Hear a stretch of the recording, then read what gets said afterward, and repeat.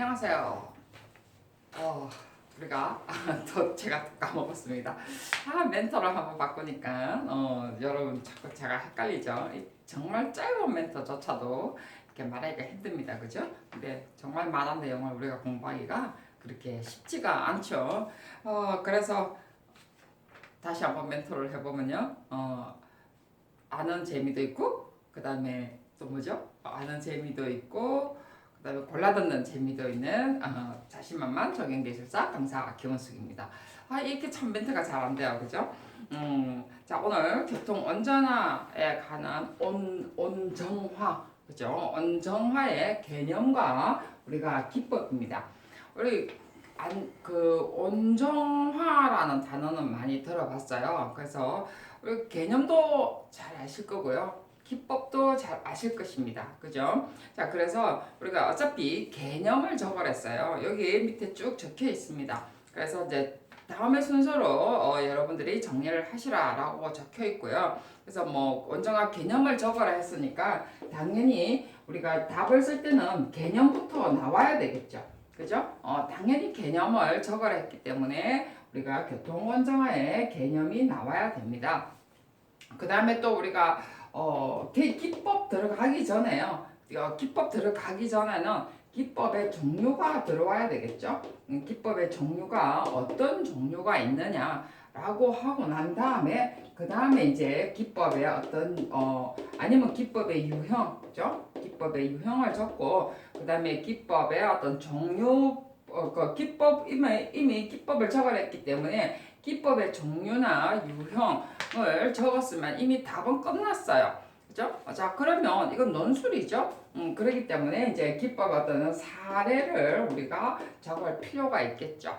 자, 이제 여기서부터 사실은 개념도 아실 거고요. 기법의 종류도 사실 다 압니다.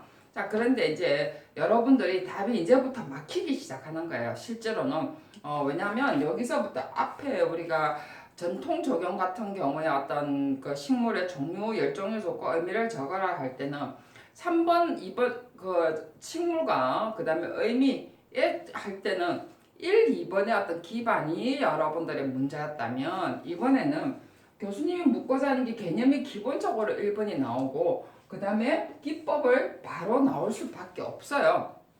근데 이번에는 그냥 기법을 딱 적으려고 보니까 그냥 기법은 답을 적기가 굉장히 애매모호하다는 거죠. 우리가 한 페이지를 채우기는 굉장히 힘듭니다, 여러분. 그렇기 때문에 이번에는 이제는 사례를 적는 것이 어찌 보면은 좋은 답이 나올 수 있다는 거죠. 자, 그 다음에 이제 이게 우리가 어떤 해외 사례가 나오고 그 다음에 우리나라의 어떠한 적용 사례, 우리나라의 적용 사례라고 한번 나올 필요가 있죠. 자, 그 다음에 이제 우리나라의 향후 어떤 적용 방법이라든지 결론을 바로 그냥 결론하지 마시고 앞으로의 어떤 향후 적용 방법이라든지 바람직한 방법 이래서 이렇게 답을 이렇게 적어도 되고요. 당연히 또 하나의 방법은요. 개념을 분명히 적어냈기 때문에 개념은 여러분이 적을 필요는 있습니다. 앞에 뭐 서원 적고 2번에 개념 적지 마시고요. 개념은 어쨌든 1번에 분명히 나와야 됩니다. 서원 자체가 개념을 풀어나가는 과정이잖아요. 그죠? 그래서 서원보다는 개념을 바로 적는 게 좋고요. 그 다음에 두 번째는 기법의 종류를 적고 우리가 기법의 종류보다는 이번에는 제가 조금 다르게 적을 거예요. 이번에는 어떠한 교통 안정화의 어떠한 역사를 우리가 한번 적을 필요도 있겠죠. 그죠? 자, 저 역사를 한번 적고 난 다음에 어떤 기법의 사례하면서 그 다음에 해외 사례라든지 해외 사례 적고 이번에는 두 번째는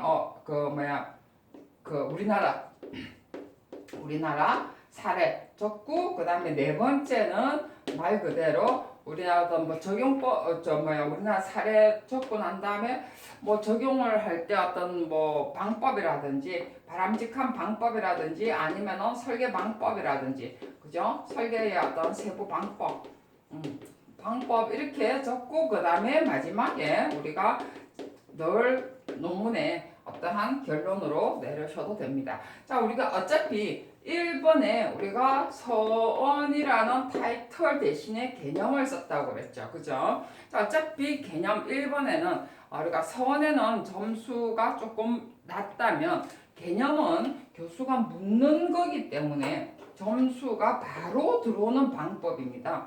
그래서 점수가 여기서부터 들어오기 시작하는 거죠. 그죠? 자, 그래서 4까지 이미 점수가 들어옵니다. 그래서 우리가 요까지가 다 점수를 얻을 수 있는 부분이에요.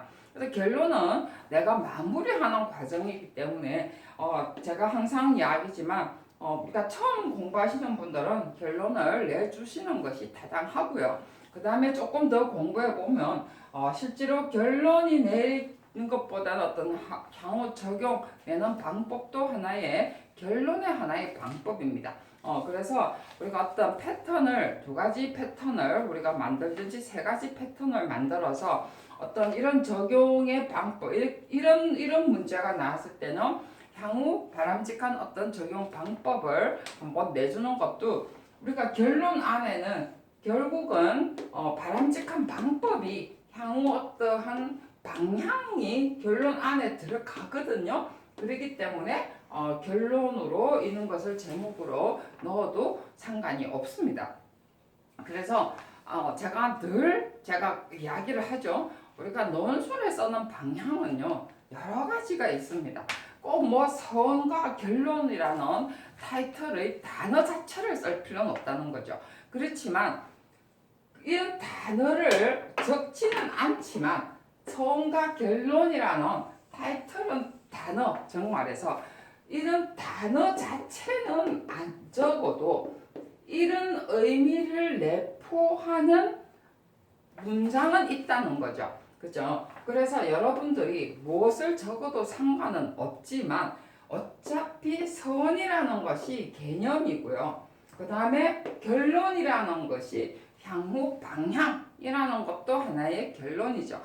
물론 이제 어떤 문제는요. 향후 방향이라고 적을 수 있는 문제가 있고요. 어떤 문제는 바로 결론이라는 단어를 써야 되는 그 어떤 문제들이 있습니다. 그렇기 때문에 어떤 문제냐에 따라서 그런 단어를 적절하게 잘 넣으셔야 된다는 거죠. 그래서 꼭 한 패턴만 여러분들이 고집을 하지 마시고 이렇게 두세 개의 패턴 공부를 좀 하신 분들은 두세 개의 패턴을 가지고 융통성 있게 여러분들이 답을 하셔도 좋은 방법 중에 하나입니다. 그래서 이렇게 지금 하는 방법이 있고요. 또 뭐 이렇게 논술이라는 것이 또 하나의 뭐 여러 가지 방법이 있습니다. 그렇지만 어쨌든 논술의 개념은 서원과 결론이면서 우리가 1에서 2, 3으로 나갈 것이냐. 항상 여기는 시작이고요. 항상 여기는 끝이죠. 내가 서원 결론 하니까 여러분들이 혹시나 싶어서 제가 아예 말을 하는데 시작과 끝입니다. 그죠? 자, 여기에서 우리가 아니면 1, 2, 3 해서 1, 2, 3, 4, 5 해서 자, 여기가 시작이면 5는 끝입니다. 끝이죠. 자, 그 다음에 2, 3, 4에서 내가 답을 써야 내려가야 되는 과정이죠. 이 안에 교수님이 묻고자 하는 내용들이 다 들어와 있어야 된다는 거죠. 자, 그래서 여러분들이 어떤 방법을 써도 좋은데 항상 교수님이 묻고자 하는 내용들은 다 들어가야 되는 것은 확실합니다. 교수님이 묻고자 하는 것 중에 개념과 기법 이런 타이틀이 반드시 어딘가는 제목으로 들어와 있어야 된다는 거죠. 그죠? 그래서 이 하면은 개념 및 기법이 다 들어와야 되죠. 그래서 우리가 이런 세 개의 어떤 형태를 쓰지 않는다는 거죠. 1, 2, 3 다 쓰면은요 굉장히 복잡해지거든요. 그래서 우리가 이런 문장을 잘 쓰지 않고 보통 이렇게 5개로 쪼개는 방법을 사실은 더 많이 씁니다. 그래서 짧은 논술은 사실은 어떤 논술일 때는 이렇게 쓰기도 해요. 우리가 연구 논문 보면은 이런 논문들도 있거든요. 그렇기 때문에 근데 이제 우리가 실제 이렇게 써보면 굉장히 본인들이 많이 헷갈리는 경우가 많이 있습니다. 그렇기 때문에 이렇게 쪼개서 쓰는 방법이 사실은 본인한테 더 유리해요. 그래서 이 방법을 사실은 저도 권장을 하고요. 자, 이제 교통운전에 관한 내용들은요, 옆에 잘 나와 있는데요. 여러분도 많이 잘 아시겠지만, 제가 잠깐 내용, 이제 답을 써내려가는 방법은 이렇게 두 가지를 하는데, 이 내용은요, 사실은 많이 알아야 됩니다. 실제로 어떤 역사에서부터 알아야 된다는 거죠. 그래서 옆에 저는 어떤 내용들을 주로 많이 넣었습니다. 써내려가는 거는 여러분들이 다 잘 쓰시리라고 생각을 하고요. 우리가 자신만만 조경기술사 부록에 사실은 나와 있습니다. 아직 책을 안 봐서 여러분들 잘 모르시겠지만 책은 아직 안 나왔어요. 제가 부록에 아주 간단한 의미들을 다 달아놨습니다. 여기에 보면 실제로 교통안정화 아니면 정원화라고도 해요. 근데 단어 한국말은 정원화나 안정화나 다른 말 같지만 실제로 트래픽 카밍이라는 단어는 똑같습니다. 영어 같으면 한국말만 아무리 달라져도 영어 같은 의미가 같죠. 그죠? 자, 그래서 이게 어디서 나왔느냐 하면요. 여기 이제 사례도 나와 있는데 도로 다이어트나 교통 안정화 방법은요. 실제 우리나라의 어떤 교통의 어떤 녹색 교통을 도입하는 과정에서 만들어졌고요. 옆에 이제 제가 다 읽지는 않겠습니다. 여러분들이 한번 읽어보세요. 그 다음에 이게 실제로 맨 처음에는 영국의 맨 처음이라기보다는 영국과 프랑스에서 실제 시작을 했습니다. 영국에는 environment area라 해가지고 주거 환경 지구라는 어떤 지구를 설정을 해서 environment area를 해서 도시 내에 이렇게 자동차가 원활한 흐름을 위해서 거주 환경의 자동차부터 보호하기 위해서 만들어진 겁니다. 그래서 우리가 자동차 이용을 규제하는 종합교통계획으로 입안이 됐다는 거죠. 그래서 우리가 이제 이게 조용한 어떤 지구, 그래서 우리나라 말로는 우리가 실제로 안정화 기법이다라고 하는데, 우리가 원래는 주거 환경 지구를 지정을 하면서 이런 단어들이 나오기 시작했습니다. 그 다음에 이제 이런 것을 가면서 우리가 앞에 뭐라고 했어요? 자동차로부터 사람을 보호하기 위해서죠. 그래서 어느 지구에 가서는 통과교통만 허용하고 자동차가 못 들어오도록 했다는 거죠. 그러면서 보행자, 조금 여기 좀 낙서같이만 써볼게요. 보행자 보호라고 그랬어요. 그죠? 보행자 보호하니까 여러분이 뭐가 생각이 나나요? 보행자 전용 도로라는 단어가 튀어나오게 되겠죠. 그러면 저까지 가기 위해서 자동차가 이용을 못하면은 어떻게 하겠어요? 자전거 이용을 한다는 거죠. 자, 그러면서 다 같은 맥락으로 시작이 됩니다. 그래서 제가 지금 온정화 개념이라는 것이 바로 여기서부터 시작을 했다는 거죠. 뭐 기법은 뒤에 나옵니다만은 어쨌든 이 개념을요, 실제로 우리가 어디서부터 시작을 해서 우리나라에 들고 들어왔느냐를 아셔야만이 여러분들이 이 기법들을 여러분들이 자유자재로 만들 수 있고 향후 어떻게 적용을 할 것인가까지도 여러분들이 나올 수 있다는 거죠. 그게 기술사죠. 그죠? 기술사는 있는 걸 그대로 막 쓰는 게 아니고 그것에서 플러스 알파를 시키는 것이 우리가 기술사입니다. 그죠? 그랬는데 그것조차를 모르고 있으면요, 있는 걸 그대로 그냥 설계를 할 뿐이죠. 그죠? 그것은요, 어떤 기사 수준에서 하는 거죠. 그래서 우리가 이런 역사나 맥락을 이해하는 것이 굉장히 중요합니다. 실제로. 그래서 이제 우리가 도로 다이어트라는 개념이 자전거 이용 활성화라는 것도 있고, 여러분 도로 다이어트 아시죠? 그죠? 자동차 이용을 최소화시키기 위해서 이렇게 교통을 어떤 학교지구, 어떻게 안전지구라는 것도 만들고요. 그 다음에 소음 저감도 하고, 그래서 학교는 통학지구에 그 시간제로 만든다든지, 그 다음에 또 주거 지역 같은 경우는 이 범프라나요? 이런 것도 만든다든지, 자, 이런 것이 전부 다 도로 다이어트이기도 하고, 회차로 만드는 것도 다 도로 다이어트 중에 하나입니다. 자전거 이용도 하고, 그죠? 소음 감소, 공해 감소 이런 것을 하기 위해서, 그 다음에 소형차 전용 지구 만드는 것도 도로 다이어트의 다 하나입니다. 자, 그래서 이런 것이 교통 안정화 기법으로 다 들어간다는 거죠. 교통 안정화 기법에 전부 다 뭐 볼라드 설치한다 이런 것만이 있는 게 아니라는 거죠. 그 볼라드 설치가 왜 해야 되는가를 근본적으로 이해를 하면 볼라드만 나오는 게 아니라는 거죠. 그죠? 뭐 그다음에 속도 제한 이런 것만 나오는 게 아니라는 거죠. 자, 그러면서 교통 안정화의 어떤 주거 환경에 관한 내용들이 나오고요. 그다음에 벨리브라는 것이 나옵니다. 벨리브라는 것이 무인 자전거 대여 서비스죠. 사람들이 자전거를 타도록 만들어다 보니까 뭐가 생기죠? 자전거를 누가 타겠어요. 그죠? 그리고 집집마다 또 타는 것, 자전거 있는 것도 힘들고 이러니까 여러분들, 그리고 또 내 자전거를 들고 가서 뭐 지하철 타고 하기 너무 불편하잖아요. 저도 사실 불편해서 자전거 잘 안 타요.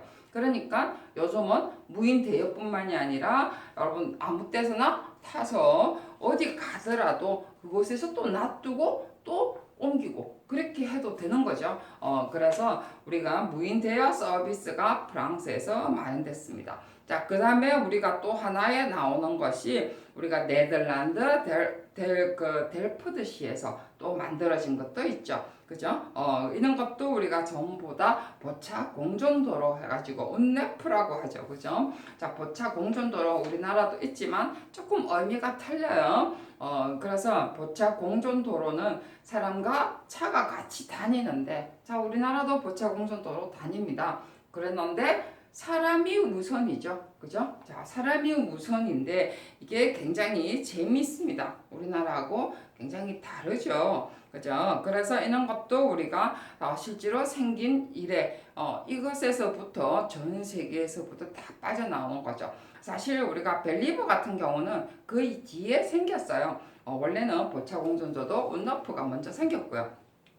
그 다음에 영국의 엔바이러먼트 이렇게 에리어가 환경지구 보존이라는 어떤 것들이 먼저 그 다음에 생겼습니다. 그죠? 이게 먼저 생겼죠. 63년도니까. 그리고 그 다음에 보초공존도로 운너프가 또 유명해지기 시작해서 전 세계 어떤 유럽권으로 퍼져 나가기 시작했습니다. 그래서 그 다음에 이제 이게 우리가 녹색 교통 그리고 뭐더라 해서 보행자 중심의 교통 환경, 이게 이제 우리나라에서 교통 정책으로 들어오기 시작한 거죠. 그래서 그게 이제 교통 뭐 카맹이라고 하는데, 자, 이게 전부 다 여기서 다 들어옵니다. 교통 정보나 그 밑에 바로 나오죠. 그죠? 보행 환경을 위해서 보행자 전용도로, 보차 공전도로, 자전거 보행자 겸용도로 이래 하면서 이렇게 구분돼서 우리가 주거 지역이라든지 상업 지역 이런 쪽으로 다 번지기 시작한 거예요. 그래서 교통 정원화 기법 하면서 또 나옵니다. 이 기법은 우리가 이제 알고 있는데, 우리가 이 알고 있는 내용 중에서도 굉장히 많이 있습니다. 앞에 이야기했던 것처럼 보행자 전용이냐 혼용이냐, 아니면은 그 다음에 차선에 어떤 차가 다니는데 무슨 차선 제한을 할 것이냐, 그 다음에 통행 제한을 할 것이냐, 시간제 제한을 할 것이냐, 그 다음에 또 뭐 속도 제한을 할 것이냐, 그 다음에 보차의 어떤 형태만 바꿀 것이냐, 그런 것에 따라서 우리가 말 그대로 어떤 카밍이라는 방법들이 다양하게 나오겠죠. 그것은 그 지역에 어떤 지역이냐에 따라서 정원화 기법이라는 거죠. 그래서 우리가 어떤 방법을 써도 좋은데 교통안전화에 관한 개념이 이런 과거에 이런 역사를 지니고 만들어짐으로 해서 여러분들이 써야 된다는 거죠. 그것을 모르면요, 답이 여러분들이 굉장히 단순해진다는 사실이에요. 단순해질 뿐만 아니라 여러분들이 전부 다 답이 똑같아지겠죠. 그죠?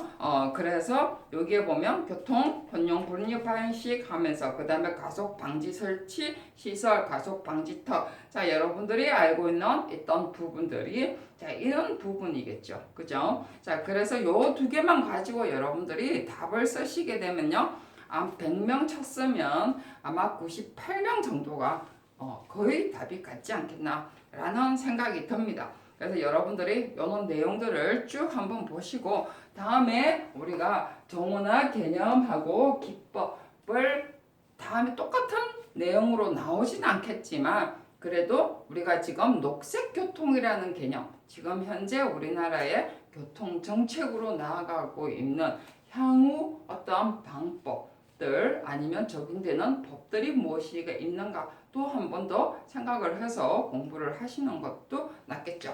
자, 다음 시간에는 그 다음에 뭐죠? 자연공원법 같은데요. 그죠? 자연공원법 시행령. 자, 이것도 굉장히, 조금, 법에 조금 내용이 바뀌었는데요. 법은 여러분들이 내용을 읽어보시면 충분히 알 건데요. 저는 좀 거기서 중요한 것만 발췌를 좀 했습니다. 그리고 굉장히 많은 내용들이 있어요. 그러면 여러분들이 이 많은 내용을 다 공부할 것이냐죠. 그리고 앞으로 또 공부할 내용은 또 무엇인가 라는 것을 중심으로 해서 설명을 드리도록 하겠습니다. 자, 다음 시간에 자연공원법 가지고 여러분과 함께 하도록 하겠습니다. 수고하셨습니다.